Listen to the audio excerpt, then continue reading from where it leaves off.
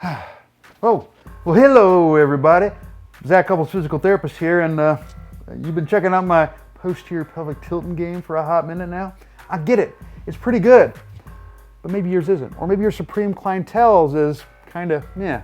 Are you someone who feels your lower back during that, or you get hamstring cramps, or you're getting like a lot of the phenomenal abdominals, and the glutes are just a pipe dream, something you would hope that you could feel during a posterior pelvic tilt? You might even been thinking, Zach, my tuck done suck. Well, that's unfortunate, because I think, folks, that the posterior pelvic tilt done well is an incredible activity that you can utilize to increase your range of motion in a wide variety of regions.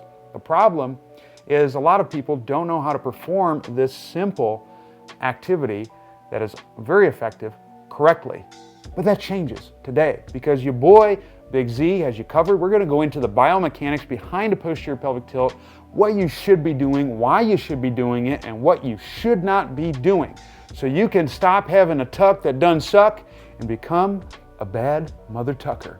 The reason why a posterior pelvic tilt is useful for someone with an anterior pelvic tilt that is associated with the loss of external rotation is because of how it affects the orientation of the pelvic floor. When you tuck the hips, it places the pelvic floor in a more vertically oriented position, or it is closer to being parallel to the floor in this case. When that happens, I've set the pelvis up into a position that will promote multi-directional expansion of both the pelvis, the ab wall, and the thorax because of breathing. When I breathe in this position and the diaphragm descends, the viscera moves downward, but it also pushes everywhere along the ab wall. Here, that's going to put everything within that region on stretch, which can help maximize range of motion that you also desire in that respective region. And if I can get the pelvis positioned in a situation that's going to promote greater mobility in that area, but not only that, folks, but also in the upper thorax, because if I can move both of my diaphragms, the thoracic and pelvic diaphragm, in unison, I can get greater rib cage range of motion. Whew! If that doesn't make your loins quiver, folks, nothing will. Okay, Big Z, it sounds cool and all, but how do I coach a posterior pelvic tilt so I ensure that this happens? It's subtle, way more subtle than you think. When you're performing a posterior pelvic tilt, you want the front side of the pelvis, so we're talking this area right here, right above the pubic symphysis, to go upward, and the back side, so the coccyx, to pull downward. So it's this very subtle up and down action that we want of the pelvis. And if you get it right, assuming that you're weight bearing, chances are you're gonna feel this region of your body contracting, which houses the high portion or proximal attachment of the hamstrings, as well as the lower fibers of the gluteus maximus. But in order to make that happen, folks, you have to really think about isolating this movement to the pelvis alone. And that is super duper tough. And the reason why it's tough is because a lot of times, if someone has various movement restrictions for a multitude of reasons, you can oftentimes get areas moving together in unison to create the posterior tilt, but it's not a posterior pelvic tilt. It's locking the body in place and moving multiple areas together. This is going to compromise your capability of increasing available range of motion if you do that. The two most common examples in this region are as follows. One is not just tucking only the hips, but tucking the hips and the lumbar spine as a unit, just like that. When that happens, I'm putting a lot of eccentric stress on the lower back, so sometimes you'll have people complaining of feeling like their lower back stretching, or it's working, or it's even cramping. If you get any of that going on and you're not getting the glutes and hamstrings to kick in, chances are you're probably going to be getting a posterior orientation of both the pelvis and the lumbar spine. This is going to negatively affect the range of motion gains that you could get from a really solid posterior pelvic tilt. If you notice that the belly pooches forward or out when someone is doing a tuck, chances are they're creating that posterior orientation through the lumbar spine. The other cheat that you can see with a posterior pelvic tilt is when someone bridges up really high.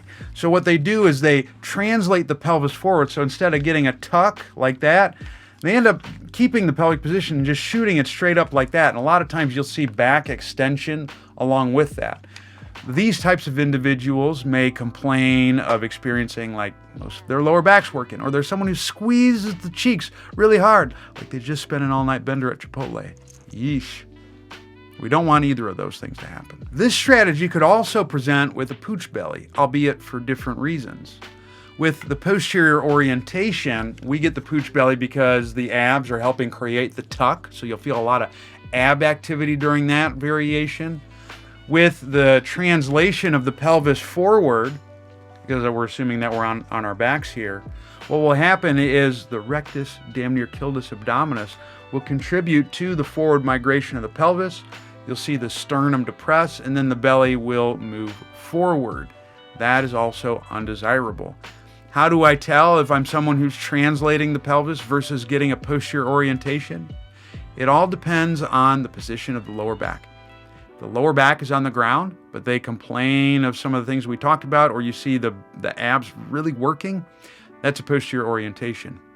If you see the hips bridge way up, and a lot of times the hips will sag compared to the lumbar spine, that, folks, would be indicative of someone who is translating the pelvis forward. And either of those circumstances are counterproductive if you're trying to do a posterior tilt that maximizes your ability to move in all directions. Now that you know what we need to be getting and what we do not need to be getting, let's go ahead and head to Elevate, and I will coach you through the steps. Let's go into how to coach it, what we should see and what we shouldn't see. Now, typically when I'm coaching one of my Supreme clientele through this, I put a ball between the knees. It helps us get some really good stuff going on in the hips when we're trying to do this. It prevents the knees going way out when you're doing the tuck, all of that stuff. So I would strongly encourage you to give that a shot if you haven't already. So I'm gonna put a ball between the knees. I don't want the knees super duper bent up like this. That's a recipe for a hamstring cramp, but I also don't want them way straight out like this. You kind of want to be somewhere in the middle, maybe like 90, 100 degrees in knee flexion. Now, when I'm coaching this, I will have people put their hands right below their belly button, right here. And we're going to do that because it's going to minimize the chance of me getting a lot of ab activity. So a lot of times what you'll see when people do the tuck, and I'll partially lift my shirt off for you, is they'll end up doing that right there. And you can see how my ab wall kind of pooches out.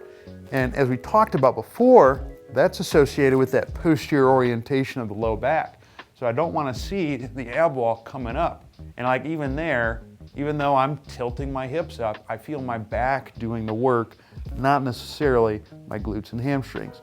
So we want our peeps to not have any ab engagement just like that. Now that we got that out of the way, let's go into the setup in terms of other things we should feel before going into what we need to do with the hips. So I want the abs to stay relaxed.